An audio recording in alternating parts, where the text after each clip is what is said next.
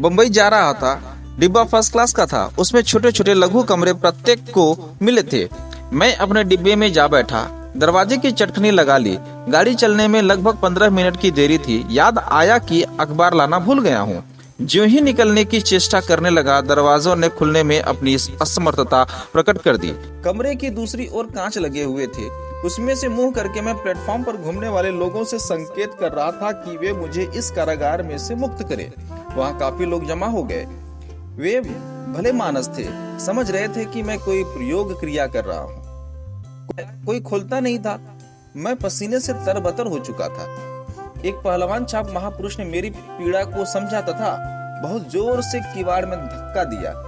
मेरे गए हुए प्राण मानो वापस आ गए। इसी वर्ष की घटना है। अल्मोड़ा कवि सम्मेलन से कवि नीरज और मैं वापस आ रहे थे। श्री नीरज बरेली उतर गए।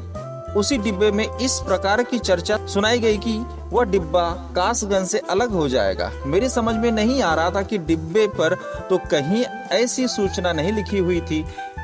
रेलवे की ज्योतिषी कोई और ही होगी, जिससे जानकर यह पता लगा लेते होंगे कि अमुक डिब्बे का विरह योग अमुक स्थान से प्रारंभ होता है। खैर साहब, कासगंज स्टेशन आ गया। रात्रि का 1 बज रहा था। वर्षा जोरों से आ गई थी। कुली महाराज के दर्शन दुर्लभ थे। मैंने श्री ईश्वर चंद्र विद्यासागर का स्मरण किया। बिस्तर को मस्तक पर धारण करके उतरा और पास वाले डिब्बे में रखकर उसे भगवान के हवाले करके पुनः अपनी बाकी की चीजों को लेने अपने डिब्बे में गया। एक हाथ में सुराही तथा फलों की टोकरी तथा दूसरे हाथ में अटैची लेकर उतरने को ही था कि वे डिब्बे महोदय एकदम से बिछुड़ने लगे। यद्यपि चलती गाड़ी से उतर गया। सुराही के अंत्येष्टि मेरे सम्मुख हो गई। फल की टोकरी ने प्लेटफॉर्म पर फल प्रदर्शनी का दृश्य उपस्थित कर दिया और अटैची खुली पड़ी वर्षा में भीग रही थी। मेरी स्थिति वैसी ही थी जैसे उस व्यक्ति की होती है जो स्वर्ग जाते जाते रुक जाता है।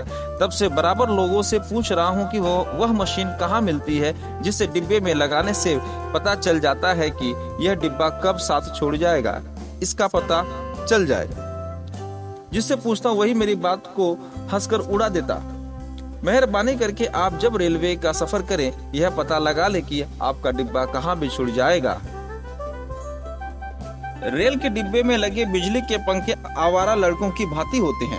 अब्बा जान कितना ही पुचकारें समझाएं, किंतु वे तिरछे ही चलेंगे। रेल के पंखे को चलाइए, नहीं चलेगा। बंद कीजिए, चलेगा। सीधा कीजिए, तिरछा हो जाएगा। रेल खड़ी है, पंखा चल रहा है, स्टार्ट होते ही बंद हो जाएंगे। आगे की कहानी तीसरे भाग में।